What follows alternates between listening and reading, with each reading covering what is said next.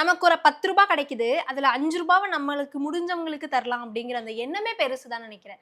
உங்களுக்கு இந்த மாதிரியான விஷயங்கள்ல அட்லீஸ்ட் நம்ம பண்ணணுன்ற ஒரு தாட் வரும்ல சார். ம். அது எந்த இடத்துல இருந்து? அது எனக்கு அப்பா, அம்மாட்டேருந்தே வந்துச்சு. அப்பா வந்து அ நாங்க பாம்பேல தான் இருந்தோம். 2வது மாடியில தான் வீடு எங்களுக்கு. ஃப்ளாட் சிஸ்டம் தானே. அவர் நைட் அப்படியே தம் அடிச்சுட்டே இருப்பாரு. திடீர்னு யாரோ ஒருத்தர் "நீ சாப்பிட்டியான்னு?" கேட்பாரு.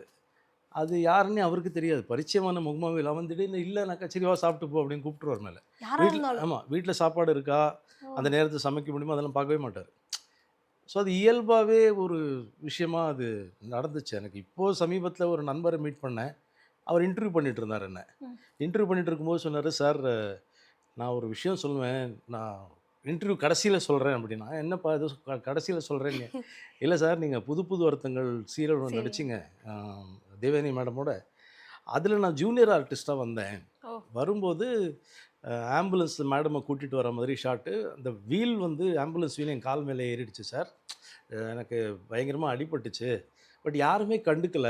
நீங்க அத பார்த்துட்டு வந்து என்கிட்ட பேசுனீங்க. அதுக்கப்புறம் நீ சாப்பிட்டியான்னு கேட்டீங்க சார். நான் சாப்பிட்டு அன்னைக்கு 2 நாளா இருந்தது. ஓ! எனக்கு ஒரு மாதிரி இருந்துச்சு சார்ன்னு சொன்னாப்புல. எனக்கு அது அந்த நேரத்தில இது ஒரு பெரிய தெரியாது. விஷயமா தெரியல. இது ஒரு மனுஷ இயல்பு தானே.